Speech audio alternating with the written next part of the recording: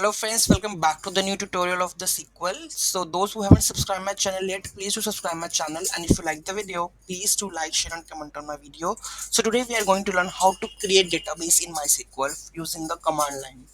So in the previous video we have logged in, so I'm going to create a new DB into the databases. So let's have a look on that.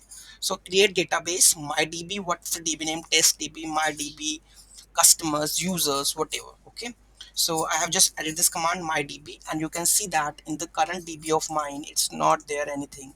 Okay, if I search mydb, it's not there. Mydb, it's not there, right? When I try to hit this command, one query, right? When I go and just reload, now you can see that mydb is created. So this is how you are able to create the dbs into your databases. So the command is create databases, and here you need to add the name of your db, whatever it's the db name. Okay, so this is how we are able to create databases in the sql using the command line. Any doubt, any query in that, just let me know in the comment section. Thank you so much for watching this video. Have a great day.